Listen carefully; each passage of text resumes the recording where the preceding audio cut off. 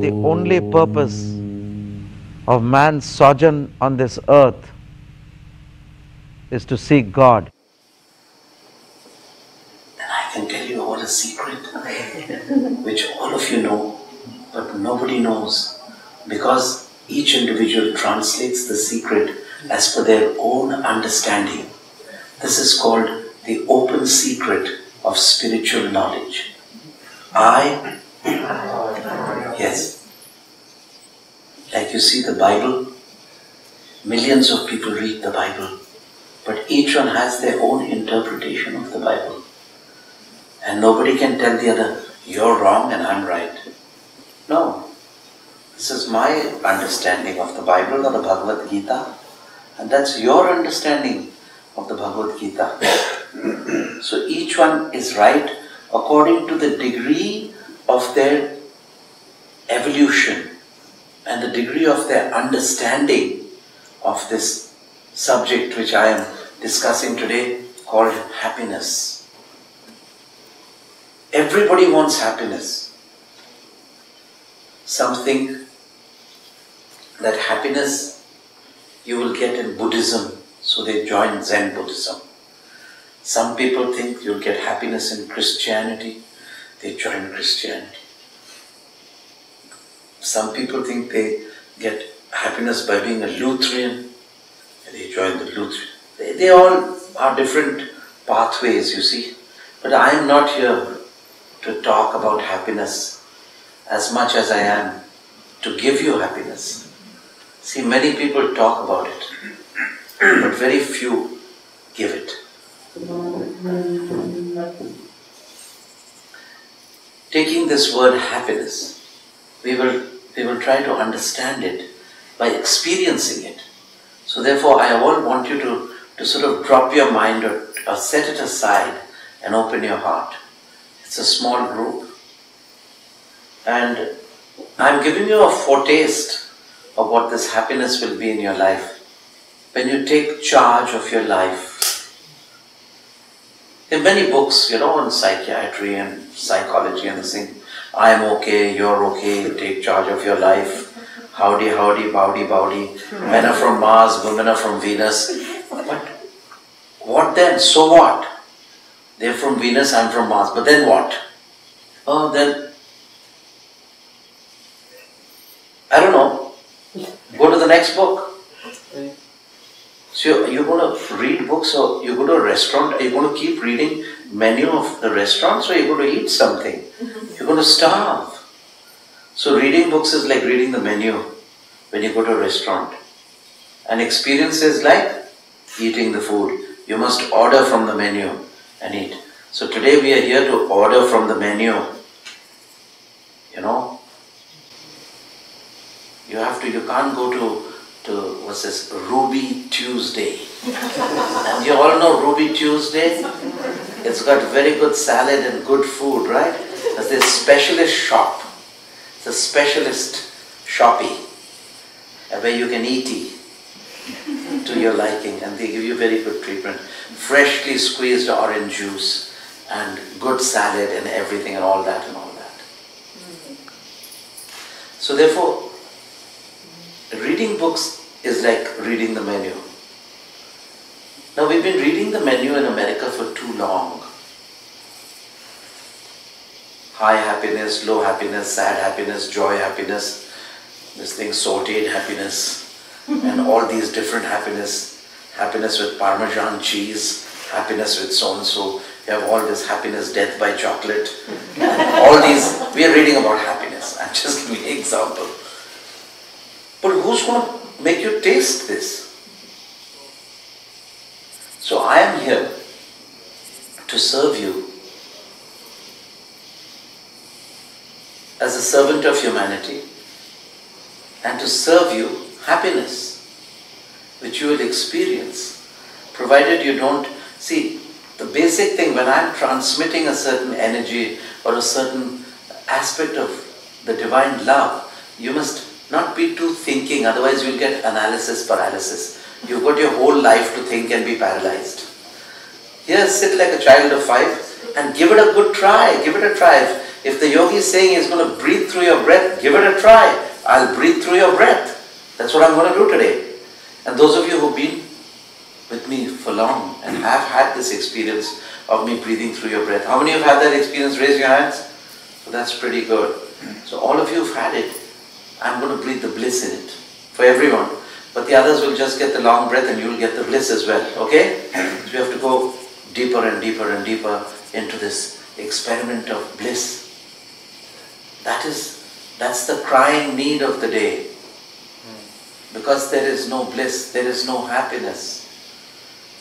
That could well be the cause of the extinction of the future humanity.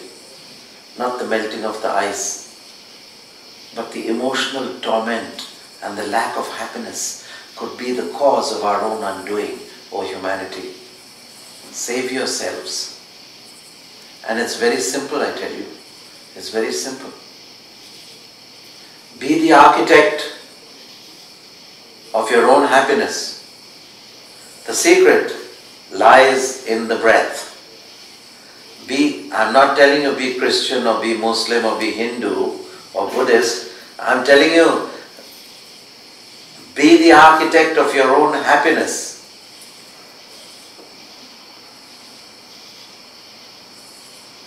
The secret lies in the breath. I'm not teaching you any anity, no Christianity, except humanity. I'm not teaching you any ism. I'm teaching you ness, happiness, isness. It's all about you. So the science of Kriya Yoga is the science of breath. It is not a religion or creed, dear brothers and sisters. It is a means whereby you can generate the bliss from within you. The answer lies within, not in anything. The answer lies within. Be the architect of your own happiness. The secret lies in your breath. Now you'll say, what do you mean? I am breathing already, but I'm not happy. I feel like a grumpy old doormat. I'm grumbling all the time and everybody's treading on me and passing here and there and ignoring me. That infuriates me.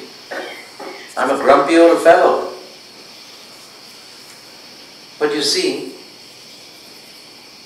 the fountain of happiness lies within. Your problem is you're searching for happiness without. You just have to do one thing. Turn within. Look within. When you look for happiness without, you're bound to be dissatisfied. Because all things without are perishable, and when you look within, it is the spirit of your soul which is immortal. I'm not speaking holy or spiritual, mind you. I'm just trying to get to your depth of your consciousness. The nature of your inner being, the nature of the divine indweller which you call consciousness is happiness. Aye? So how do we tap this happiness which is within us? This is the message I have come to give you today. It is something deeper. It's about you. It's telling you of a science of Kundalini Kriya Yoga. Kriya Yoga is the science of breath. Be the architect of your own happiness. The secret lies in your breath.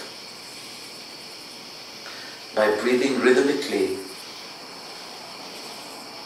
your mind calms down. There is an intimate relationship between the mind and the breath.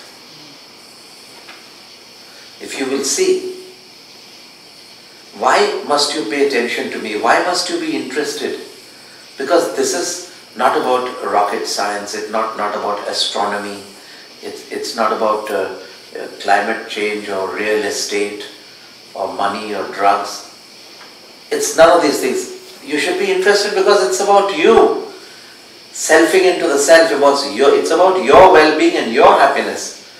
I'm not even talking about the general public or about God or angels or anything. I'm talking about you. You are your own God. You are your own angel.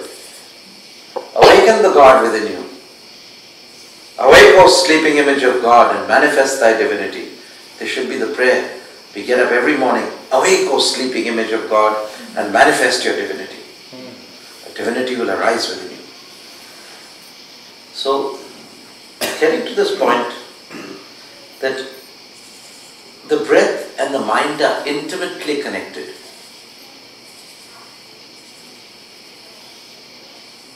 If the breath is calm and slow, your thoughts which are monkeying around, the fidgety thoughts, the random thoughts will slowly subside if you do slow, deep breathing. It's the ancient science of yoga, a little chip of which Jane Fonda took and started some aerobic movement. It is nothing but pranayama. Then America started aerobic under Jane Fonda, it is from pranayama. Now there's a new movement, Paloti. Now Paloti is a form of yoga asanas. They just call it Paloti. So these are small deviations from the main source. So much so that people being crazy after new things, jumping after new events and a new fad, they forget the original, that the source lies there, and that source lies within you. So the science of breath is the original source for happiness. Now when you see that you are breathing calm and slow, your agitated thoughts become calm also. That means your breath is controlling your thoughts. And if you breathe, like before getting into the water, there's one person who came, we had gone to the Shasta retreat. And in the Shasta retreat we went to a waterfall. And that waterfall, the water was sub-zero. So this chap he got his clothes out and all. And me and another guy, we also took our shirts out and all. We said, hey, but wait a minute, before getting in, let's ask this fellow who he is. So he says, oh, I'm an international trainee of the this World Lifeguard and Life Saving Committee, and I swim the Alcatraz without a wetsuit every time. I said, okay, wait a minute. So he said, what are you doing? He said, this is the science of Indian pranayama, which we were taught to heat up the body and creating the inner fire. So he did that, and the fellow jumped into the water. Ice cold water. So I said, boy, this chap's been training night and day. We're coming swimming after a year and a half. You jump in, and it's done. Eternal happiness. So I said, we don't want eternal happiness, just like you don't want to jump in and freeze your heart. So, all these things are done. When they do this, he was doing this heavy pranayama, and I said, what are you doing? He said, this is Agnisar, this is an Indian pranayama, which are taught to people in extreme conditions, taught to the army, taught to the astronauts, taught to all people who go under extreme conditions. So pranayama is getting very popular at the very, very high level, but the people don't know it. They call it aerobics. So this is not aerobics, it's nothing about the breath or heavy breathing. It's about the life force that moves your breath, the current of your soul. It's called prana, or life energy. May the force be with you, says Yoda. How many are Yoda? Raise your hands. How many know Santa Claus? Raise your hands. How many know Mickey Mouse? Raise your hands. And now don't raise your hand. How many know Bush? Okay. So these guys are more popular. Now Yoda says, may the force be with you. He doesn't know what he's talking about. It's just that the words are put in his mouth in this Star Wars. The children see it. Excuse me, I'm not a fan of that, but my grandchildren see it, so I get to know some of this knowledge of Yoda and Star Wars and all that stuff. It's pretty interesting. Not knowing that people can really travel there in consciousness. People can really travel to outer space in your consciousness. You can travel at the speed of light. But you see the fault lying here. America is great, they've been to the moon. You can't take your luggage and baggage too long. They try to travel with body, and I salute them for landing on the moon. But beyond that, sir, it's going to get difficult. You've got to shed your body and travel in your consciousness. An awakened mind will take you there. People have already been there. So now when you see this, getting back to the point, of consciousness and the life current and the prana, the breath. When you breathe slowly, your thoughts become slow. When you breathe agitated and fast, like that swimmer was breathing and he jumped it, your mind gets very alert, excited, and at any single thing it will pick up and your thoughts will be very alert. They'll start activated. Your thoughts will get very active. But by pranayama you can control them. Only thing, your thoughts are uncontrolled. With pranayama you can be alert with controlled thoughts, and the random human being's thoughts are uncontrolled. You cannot control them. Now, when you're sitting by now this is the control of the breath over the mind. Now the control of the mind over the breath.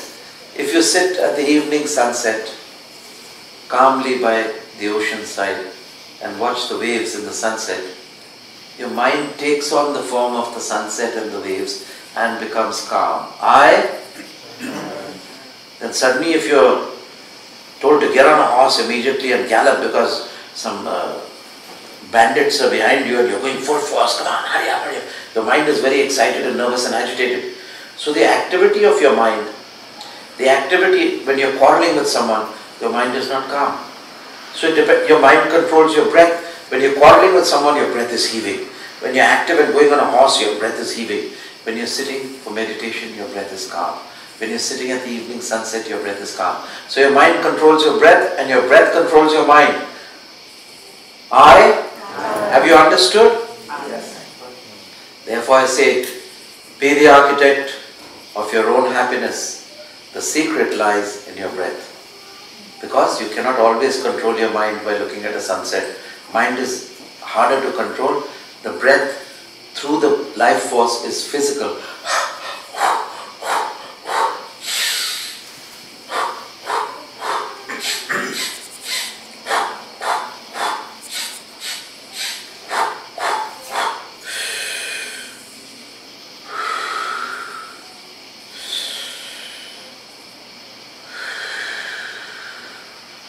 You see, so with your breath, you can control your mind.